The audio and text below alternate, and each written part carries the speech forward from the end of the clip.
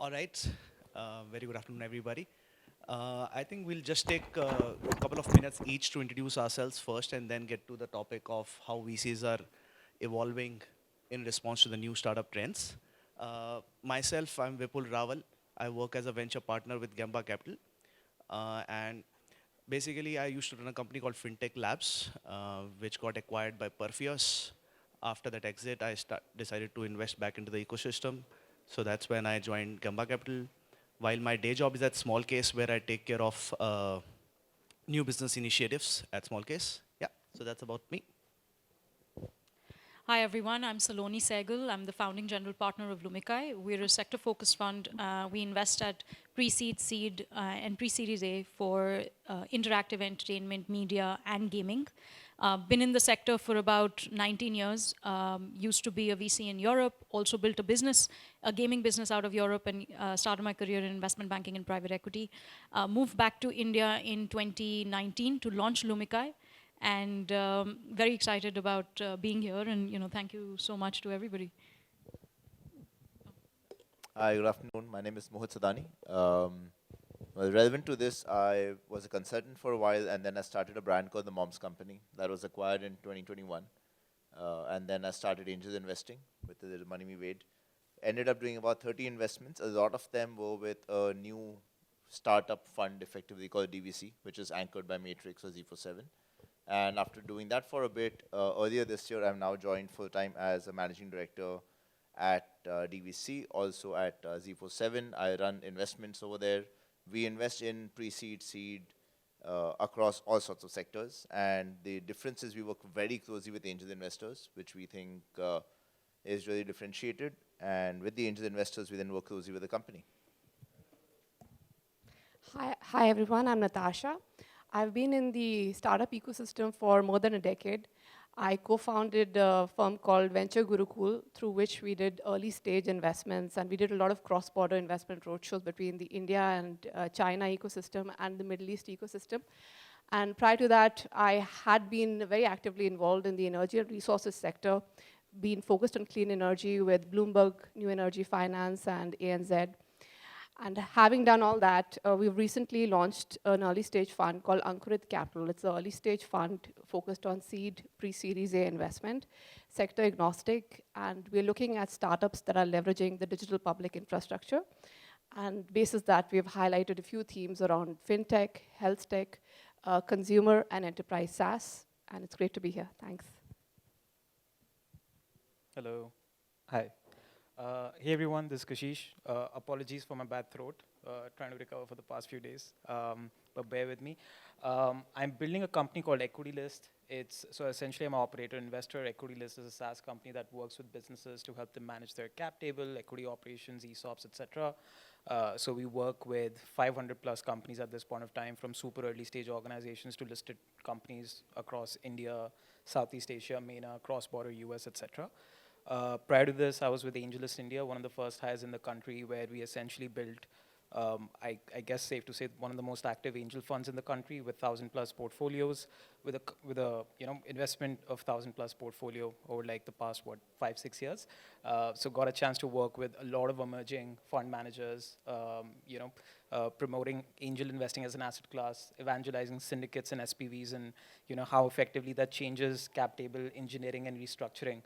On this side, I'm also a solo capitalist, so I invest in startups as cloud capital. I've been doing this for the past 4 years. I've deployed around $8 to $9 million over the last 4 years in 60 plus companies.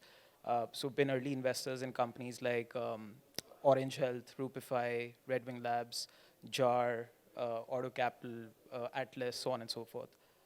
Super excited to talk about changing trends in the VC ecosystem. Thank you. So I hope you all know us now. So we can get to the topic, and we'll start with an open-ended question. So we'll start with Kashish. You can talk about what are some of the new startup trends which you are seeing and how your investments are, evolving accordingly. Wow. I hope I do justice in kicking off this discussion. Honestly, I think any sort of trend forming that's been happening, it's been pretty evident over the last 1.5 years, right? Like with the lowest hanging fruit, AI, right? And how companies are leveraging AI, trying to build some sort of a business model around it, etc. I think and this is not even a hot statement, but generally in India we aren't seeing any foundation model organizations at this point of time. So clearly any work that's happening is happening either on the agentic side of how AI is being leveraged for different verticalized industries, either in India or outside India, or you'd see a lot more of application layer, which doesn't really have any agentic applications, but IDS to still augment productivity at some sort of level. Once again, at a B2B side, right? On the B2B side of things. So the past, I think, 1.5 years, it's kind of funny as well, especially as someone who's building a SaaS company, where SaaS as a keyword has been replaced by AI, just like almost instantly, right? Even at a super early stage. But I think what that also means is definitely the round sizes have come down from a pre-seed to seed perspective, because now the cost of doing operations does not heavily rely on the number of actually people that you're throwing at the problem. Right? So like, for example, if you're doing bookkeeping for like a US SMB, you're doing some sort of invoice creation for a US SMB, et cetera, sitting out of India. Earlier, you may have needed like 3-4 kind of individuals doing these operations. Now you're using Anthropic, et cetera, into your workflows, making it happen. So suddenly, you are effectively, you could raise a pre-seed at like 750K, and that's like pretty respectable to give you a 12-month runway, get things proving, et cetera. So with AI, quicker rounds, at least smaller round size, hopefully quicker rounds for competitive teams, but at least I think that's been one kind of pulse that at least I've been seeing over the last 1.5 years, roughly. More later, I suppose. I think AI has been a general trend, which we have seen with the explosion of ChatGPT and the success around it. But if I talk about localization and what's happening in India, I think we have something very unique to our advantage in India, is where the government has heavily invested in the digital public infrastructure.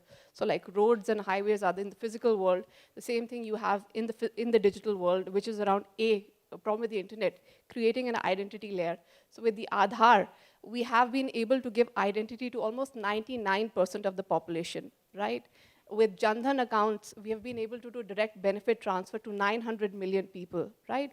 And if you look at India, I don't want to say pre-Modi, but prior to this, we were primarily a cash-driven economy, right? So we have formalized that cash-driven economy to the DPI ecosystem by leveraging UPI, right?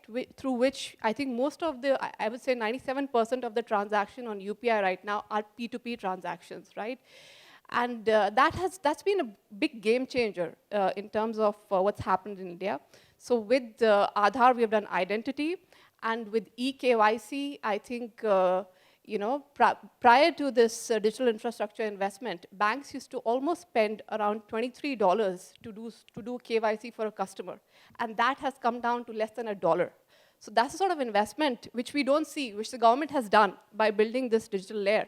And this provides a great opportunity for startups to leverage this ecosystem, because I don't need to build this from ground zero. Like we saw in China, the explosion of the mobile ecosystem happened because there was no ecosystem which the government built, and there was closed loop ecosystem built by the likes of Alibaba and others.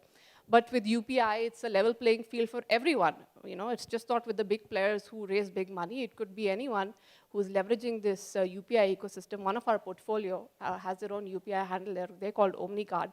And I have seen them scale exponentially, following which we decided to double-click on this investment thesis of leveraging or investing in startups which are leveraging the DPI ecosystem.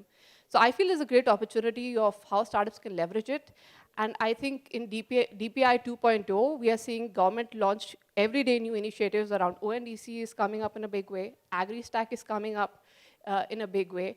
We are seeing insurance and health. 180 million people have their health records digitized, right? So that provides such a massive amount of data for startups, which otherwise will not get access to this data to run AI, ML models on and build interesting or very personalized diagnostics in the health tech ecosystem. So I think that's what's up for grabs for Indian entrepreneurs. And as a DPI is set to every country is launching their own DPI. There's an opportunity, and especially with I think Google is sort of planning to take this DPI ecosystem post the G20 to the rest of countries, to other countries which are quite impressed with how DPIs have scaled in India. 50 plus countries are looking at taking this overseas, and that's why you're talking about Indian startups going global quite seamlessly. This is a trend which I'm seeing, and we feel that we could leverage from an investment standpoint. Actually, great points, and I'm going to link them to DVC and our thesis and how investing has changed. So if you're a founder today compared to 5 years ago, what's changed, right? One is that in terms of operations, you can actually supercharge a small team if you're leveraging AI well. If you're not and you're still throwing people at the problem, then it's going to slow you down and really someone will outrun you, right? So one is from an operations perspective, AI has come in a big way and given you sort of turbochargers. With DPI, a lot of customer acquisition, KYC, et cetera, has become easier. And it's not just here, right? So if you're a brand, then there you have Shopify and you have all sorts of logistics support and Razorpay on payments. So a lot of infrastructure around digital, not just by government, but also private players has got built. And as a result of that, for a founder today, there are two implications. One is that it is much easier to start a startup because you can actually get a little bit of traction growing, right? Because of that, what you really need to do is then go get capital. Angel investors have become very active because they see this coming in. People have made some money through their secondaries in the last few years. And so you have an active angel pool who are looking at this and saying, hey, we now have a lot of founders who are high quality who can come in and get started very quickly. So the one sort of implication on founders is to go and reach out to angels as quickly as you can because they really understand the space now and they see early traction quickly. The other implication is it is not good enough to be good, right? Today you have to be great because it is easy to get early traction but get to scale. Everyone else has the same sort of infrastructure as you do, right? So while it was, when we started the Moms company, for example, at 2017, it took us 6 months to build a Magento website. Today you can do that with Shopify in a week, right? It took us a long time to get logistics going because you have to build it ourselves. Today you can do it in a week. So it's much easier to get started and much harder to scale. And we think, at least at DVC, that a big bridge to that is getting good angel investors, getting them to actually help you on the scale-up journey, and then we partner with them as a differentiator, right, on the scale-up. So implications, get started quickly, but that's not good enough. Raise money, you also need that. And then you really need to think about not just starting, but scaling up. There's a very, very big valley sort of death in the middle where what we see a lot of today is there are a lot of companies that get started, get to a decent sort of revenue, slightly profitable. It's not good enough to what the founder's vision was in terms of how big they want to be, but it's doing something, and so you don't want to shut it down, right? And there's too many companies, I think, in that zone. So my recommendation would be really get ready for scale and figure out how you will differentiate yourself from all the founders who have the same access that you do as well. Yeah, I think, these were such great perspectives. I think we've talked about, public infrastructure. We've talked about the supply of entrepreneurs and where they're going to come from. Maybe I can shed some light on demand, right? What is essentially happening on the consumption side of things, right? And there are some macro factors, and then there are some, factors, essentially trends that we track as a fund.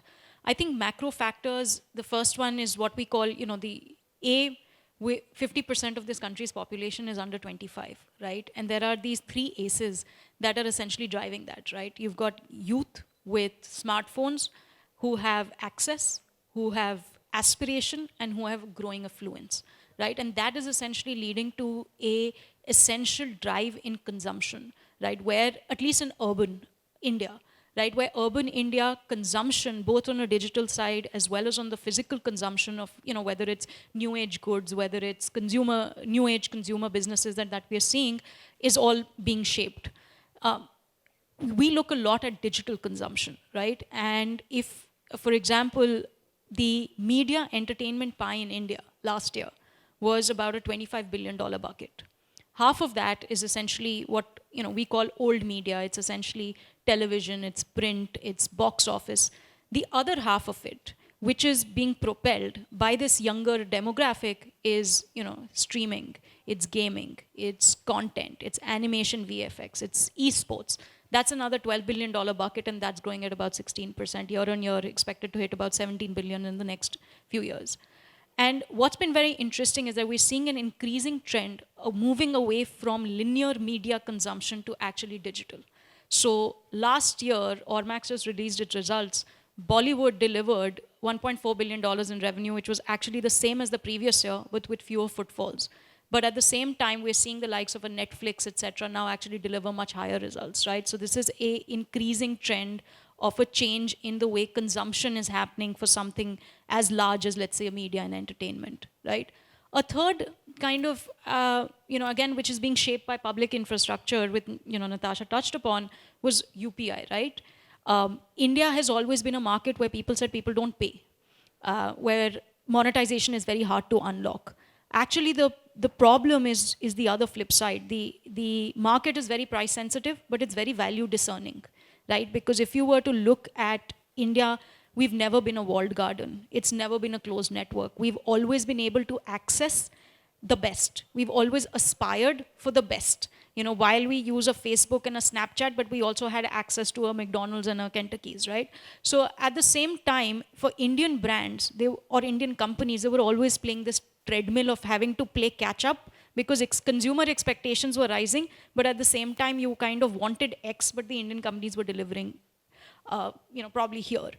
That has changed, because now with the advent of UPI, microtransactions, subscriptions, virtual gifting, tipping, all these kind of business models have unlocked in newer ways, and the reach for these businesses are now largely digital, right? So you're attracting people through social media, user acquisition is happening in ways very different, because now it's no longer linear media which is using to attract users, you're kind of doing it through digital media.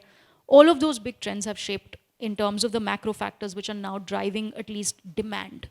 And that throws very well into what we do at Lumikai, right? We believe that media, entertainment, gaming are going to be very, very big drivers of the attention economy for the next 10 years. The next 10 years are going to look very unlike the last 10 years. We're going to see a number of new business models evolve, whether it's being powered by AI or not. But the Indian user is now price sensitive, value discerning, but globally aware. And you have to build for that consumer. Very interesting. Thank you, everybody.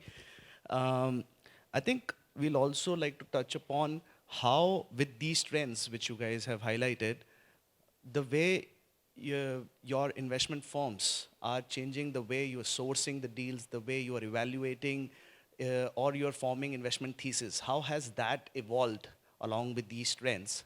And Kashish, from you, I would like to ask that, has that really happened that the AI SaaS companies have already also rebranded themselves as AI agents for X, right? So has that led to increase in round size or decrease in round size? Because what I have seen is that SaaS companies used to raise typically a pre-seed seed fund of around $1 million, which has now gone up to 2 to 3 million. Yeah, sorry. I guess the first rule of venture capital, which all of us are aware of, is that the best deals, the best terms are always available to the folks who really negotiate well enough, right?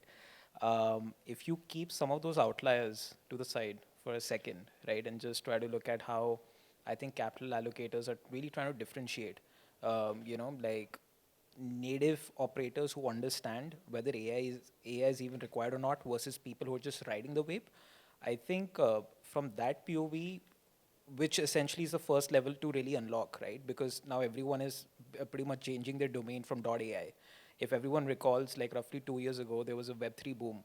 So literally every domain, for like a deck coming your way was abc.xyz, right? Like some sort of ether domain, etc., that was coming your way in general. And suddenly, even in my portfolio, like if I were to empirically say out of 10 Web3 companies, and almost everyone positioned themselves as like a native Web3 startup back then, like more than 60-70% pivoted back to Web2 and now are into AI, right? So like tourist operators essentially. Similarly with AI as well, right? Like there are a lot of people who are trying to just like use, AI in some shape or form to like really try to kind of build a thesis out of a problem statement, doesn't mean that it's absolutely legit, and I think capital allocators see that. And for those deals, for sure, I don't think the round sizes are very high, right?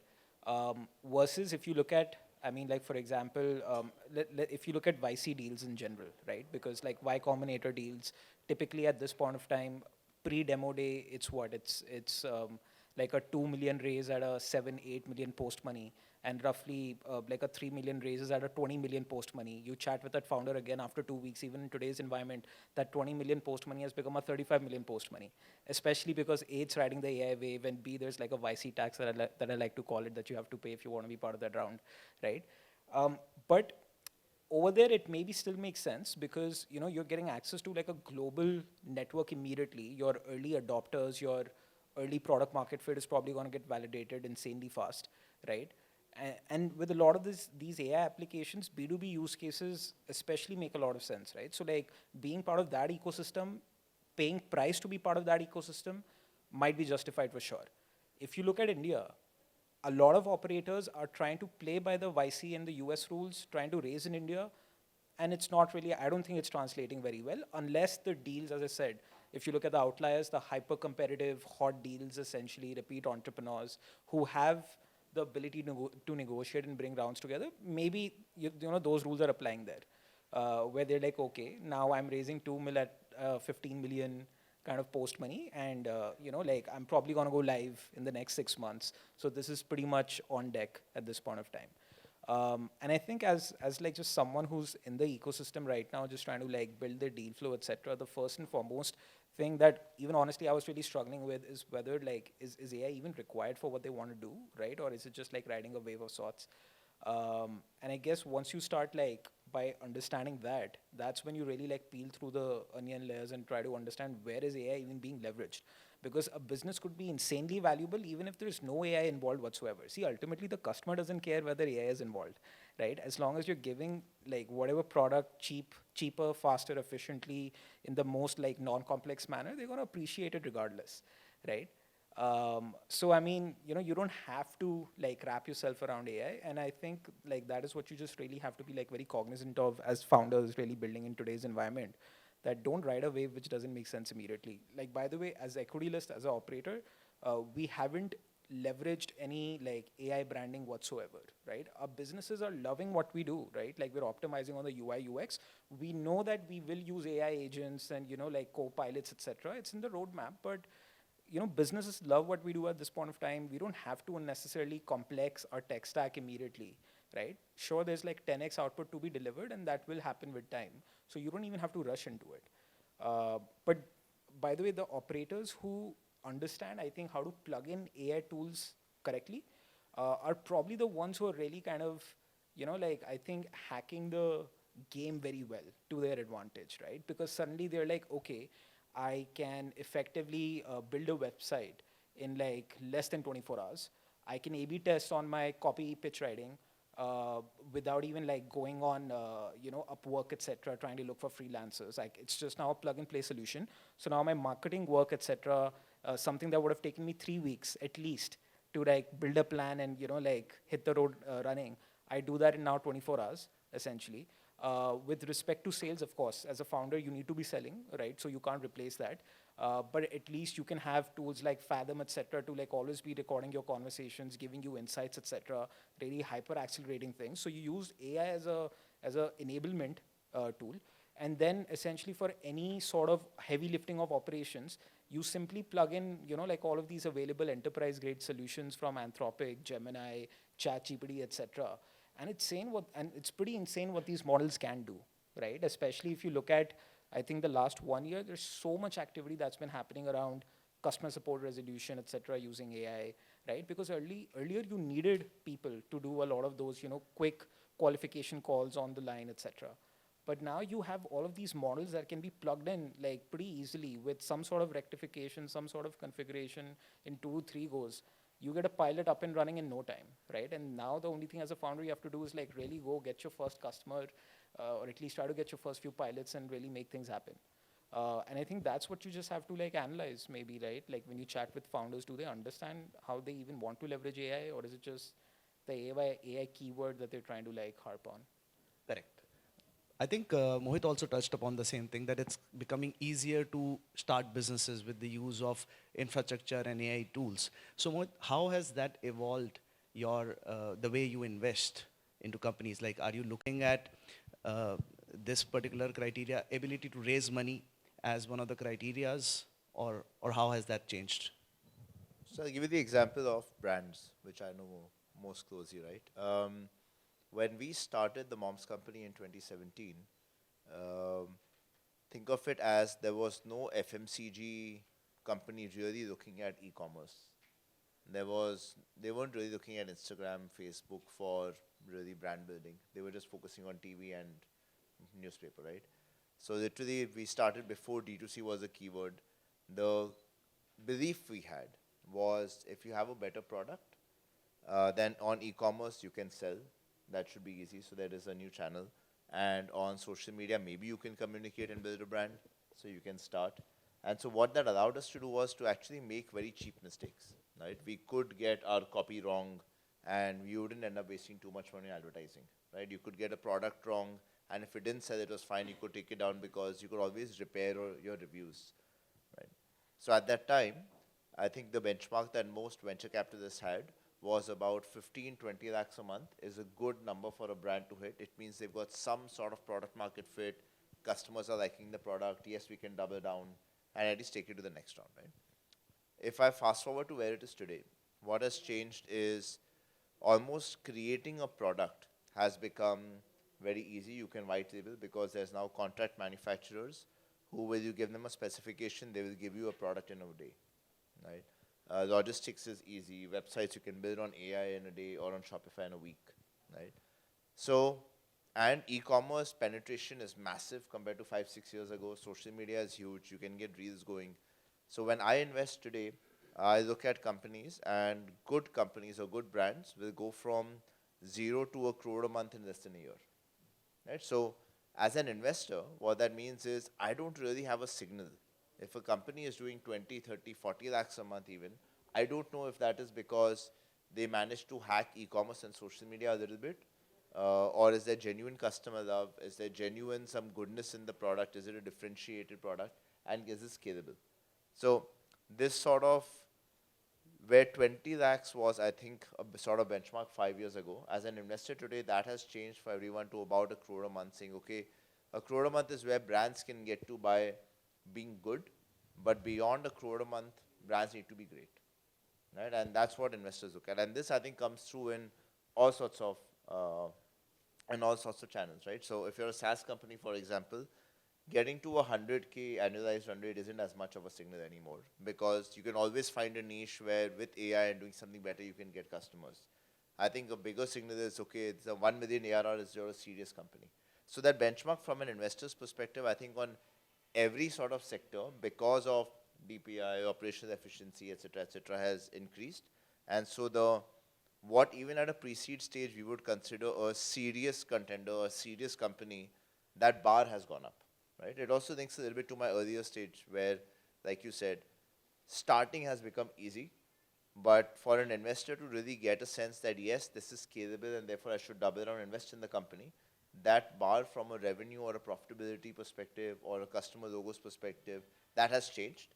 And so I see good founders focus on not being happy with the initial bit of signals and revenues, but really understanding and talking to investors to say, in my sector, compared to competition, compared to what I'm building, what is a good sort of benchmark where I become a serious company ready for serious capital? Got it. Makes sense. So Natasha, you talked about digital public infrastructure. So how are you evaluating deals? Like, are you actively scouting for people building on top of DPI? Are you looking at startups building on top of health stack? Or how has that changed your investment thesis? So we have a differentiated, one is of course, we've been in the ecosystem for a while, so you build the networks with founders and investors to get the deals.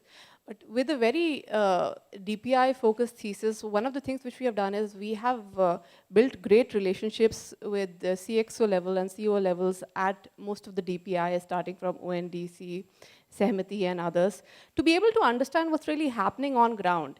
Because like I said, there is a lot of capital available, right? But capital is only going to founders who have achieved some sort of traction, right? I think gone are the days which was in 2015 or I would say 2020, where capital was just being given on an idea just to great founders who could sell a story. But that's what we're seeing that change. We're seeing that that's not going to just work. You need to show something on ground. You need to show some traction. And traction has become very important, especially in the funding winter we're seeing right now. Because we're seeing these founders not being able to raise follow-on round of capital, no matter how charismatic and great their vision is, right? But traction is very important. And we feel that by networking and building right networks with this DPI ecosystem, we get on-ground reality of what are the real numbers which most of these companies are doing, you know? So that's one thing which we have built as a differentiation from our deal flow, and it's very research-driven when we reach out to some of these companies in terms of talking to them for how they're doing and their fundraise process, and take it from there. Thank you. So Salone, you talked about the rise in consumption and especially the aspirations of Indian value for money demand from the consumers, right? So how has that changed the way you look at the startups which you are evaluating? So, I think that's a reality, I think, that we mapped very early on, right? I used to cover the global markets previously and was very familiar with models that took place in China, the major shifts that took place in China or even Turkey or Israel or Japan or Korea. And especially at least in media and entertainment, right? We were seeing these big shifts moving from linear to interactive media happening across the world. And India was not going to be immune to that. And that was a very key part of the thesis when I launched the fund in India. When we launched it, it was 2020. So terrible year to launch a fund, but great time for media and entertainment and gaming, right? Because COVID essentially meant that a lot of people were at home and they were spending a ton of time on content. I mean, an average Indian consumes about 30 gigabytes of data a month. The two biggest beneficiaries are gaming and video content. And that, to me, was the leading factor which said, okay, this is a model which is essentially going to we start to see it play out in innumerable ways.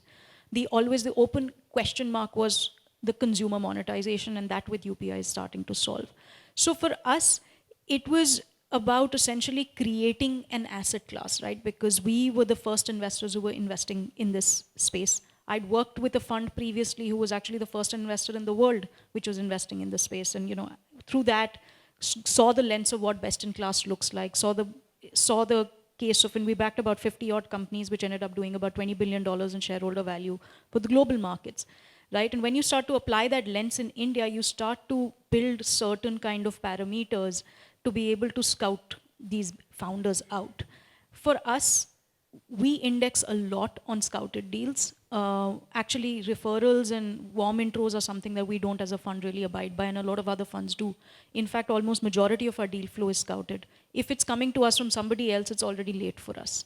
So, and that kind of means that we map the market. We kind of, every year we have a list of like 300, 400, what we call future founders is essentially folks that we are actively building relationships with, and we have certain areas of thesis which is devised by our annual research report, right? So we take 6 months and we essentially launch a state of interactive media and gaming research.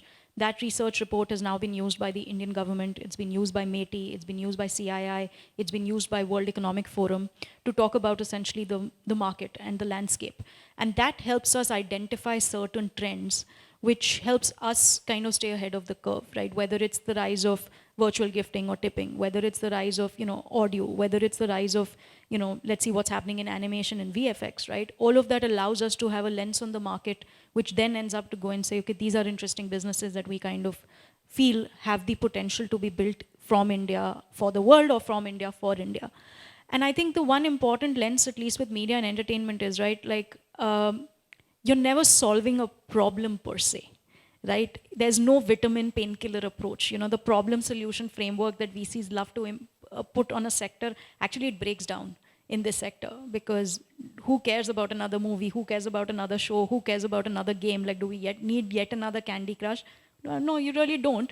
But these are still multi-billion-dollar cash flow generative businesses. So the lens with which you evaluate And it starts from sourcing, the way you source, the way you do deep dives, the way you evaluate these businesses, and the way you invest and then portfolio manage them is very different from any other sector. It's not the same as that, let's say, e-commerce or, and even if I was to take gaming, on games are in general the most complex consumer experience that one can build, right? Your biggest competition is boredom there. So you're basically competing with everything. So, your lens as an investor becomes very different from the way you source to this. So that's a bit. Thanks. Very insightful. I think one more trend which I would like your thoughts on, since you are in gaming, is the real money gaming, how that landscape is evolving and what you are seeing happening there. Yeah, I think that's a question that get quite often. And, of course, there is that's a $2 billion market in India, growing. And now it's kind of hit stable state. It's growing about 8 to 10%. One has to look at the market from, top down to say, okay, if real money gaming as a business has worked in India, if you're a founder, like from an investor lens and then there's a founder lens, right? If you're a founder, where is the pocket of innovation, growth, or disruption that is going to happen? You have very, very large incumbents already in the market. That's on, and horizontal plays of, let's say, multiple games on a single platform have been solved for. You have the likes of MPL, Winzo. You've got the likes of the verticalized plays in real money gaming, poker, fantasy, rummy, etc. That's been solved for. People have built businesses on, let's say, fantasy stock trading with real money gaming. There are two risks there. There's a tax risk, but there's also the regulator risk. The financial regulator has come out and said, we don't like these businesses. We're going to stop that. Then there's a third kind of business model in real money gaming, which has been operating for the last couple of years, is opinion trading, which is very, very close to betting. The regulator's not going to like that, right, either. So if you've got these 3, 4 businesses which are already, business models which are operating in various kind of genres of gaming, as a founder, one has to ask yourself, where is there going to be future innovation that's going to come? A, is it even going to come? B, if you're an investor, you're going to look and say, hey, where is the blue ocean opportunity? If all of these are red oceans and we've got large incumbents sitting, that's already taken place. And then on top of that, let's look at the tax impact, right? Now, just the Supreme Court has actually come out and passed a stay on the retrospective orders. So, there was this claim on retrospective notices on real money gaming. That potentially, that risk is probably mitigated. But the impact of the tax for smaller players has led to compression in margins. Margins have gone down by 25, 30%. It has increased customer paybacks by 2 to 3 times. So if you're a smaller player, are you able to absorb that? Potentially not. If you're a larger player, you've just become larger. So, if you were to look at it from that lens, as an investor, and what we, through our research also discovered that there is a very high degree of overlap between gamers who play real money games and gamers who are actually now playing actual, free-to-play games. Almost 65% overlap. So we're seeing a complete transition. And we saw this in China as well. Gamers started staking real money, but eventually became sophisticated and started wanting other immersive experiences, which then went to streaming platforms, which then led to, interactive commerce, and that kind of evolution. And we are, it's been 3, 4 years. That shift is happening. That shift is now starting to take place. As a result, we're seeing in-app purchase models actually increasing by 40% year on year. So there is a consumer shift, which is then going to derive the business models of the future. So I feel like in maybe 2, 3 years, we may not talk about real money gaming. Thank you. I think Ntasha said something very interesting, that the way things are evolving, lesser number of deals are happening on just PPT, based on founders pedigree. I think Mohit and Kashish can share your thoughts on that. Are you seeing lesser number of investments on such deals where there's nothing, just a PPT or an idea from the founder? I think that always happens, right? No, but as a percentage of investments you are making, has that gone down over the last 5 years? Yeah, so I guess, see, the answer definitely depends on the kind of investor you are, the stage that you play at, and 110% it depends on your fund size, the kind of corpus you're managing, right? So for example, if I'm part of a larger VC fund house, right, then honestly, if I have to invest 250K, 500K into a company, especially if it's a repeat entrepreneur who's proven that they understand how to like build a great team, execute, etc. They at least they've solved for 20, 30% of the uphill battles already, right? So maybe they have some sort of a playbook.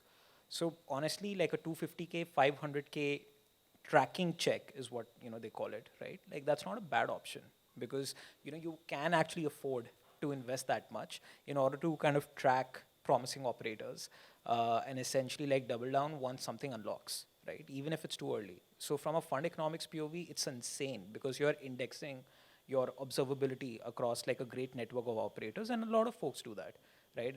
Especially even in India, right?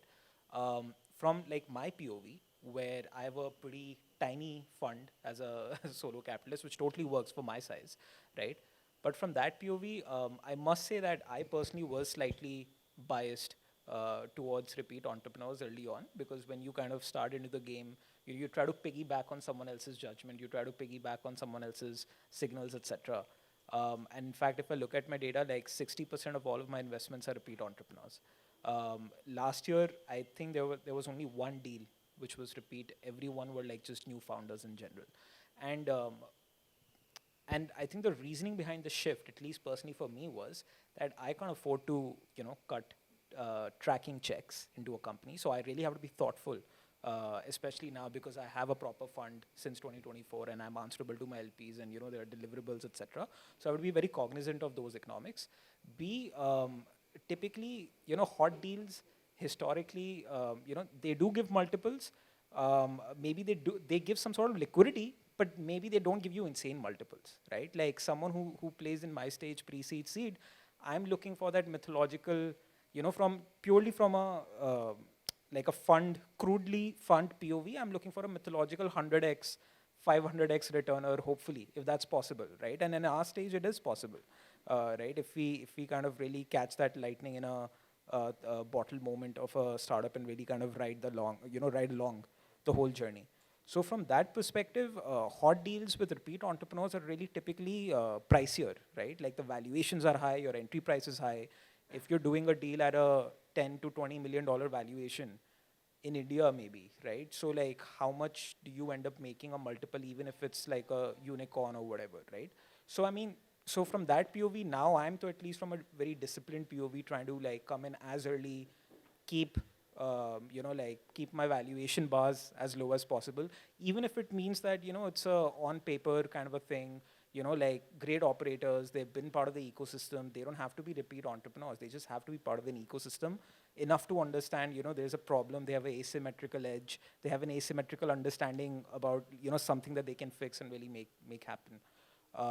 So pedigree deals happen, that's a succinct answer, a TLDR. But personally, like in my stage, I now kind of try to like sideline because you want to make your fund economics work from a certain POV. Got it, got it. And Mohit, for you, has the idea stage companies seeing a decline? Like, are you making lesser investments at idea stage company, or has it been the same? So in the last 2 years, let's look at that versus now. It's a good reference point. In the height of the COVID sort of boom of 21, 22, any decent idea would get funded, right? It mattered a lot less about the founder, but you would say he'll figure it out because liquidity was there. There was lots of money in the market. We do idea stage deals, we do PPT deals, but I think the bar is higher. And to be very clear, the bar is higher on what we like to call founder market fit, which is what everyone will speak about quite often. And what that basically means, either you have pedigree, which is to go after this particular problem statement. Let's say you have some asymmetric, right, which is more than others. You have some sort of an edge. Either you understand the space better because you've put in many, many hours in that industry earlier, or your educational background gives you a slight edge. Maybe you have consulting, and this is a very hard problem plus communication sort of thing to solve. And so your consulting experience gives you an edge versus someone else trying to do it. Maybe you have a network, right? So on paper, we do a lot of deals with people who have networks in certain spaces. Example, if you look at the apparel guys who made it big recently, the Rare Rabbit of the world, etc., a lot of those founders come from apparel families, right? So they have an unfair advantage of being from that industry and being able to therefore manage inventory, manage contract manufacturing, manage cycles because they do it, right? So yes, paper deals are happening. I think as a percentage, probably lesser. People want to see some traction. And in the cases where they're happening because there is very strong founder market fit, which basically means that ideally that founder going after that problem has a certain unfair advantage compared to anyone else who does it. This lies up again bit slightly to my earlier answer, which is most founders will be able to get from the 0 to 1 crore, right, if you have a decent. But if you want to get beyond that 1 crore a month or whatever that mythical number is in your sector, you're looking for the founder with that unfair advantage, and you're able to take that bet a little bit earlier as an investor if you see that advantage in the founder's history.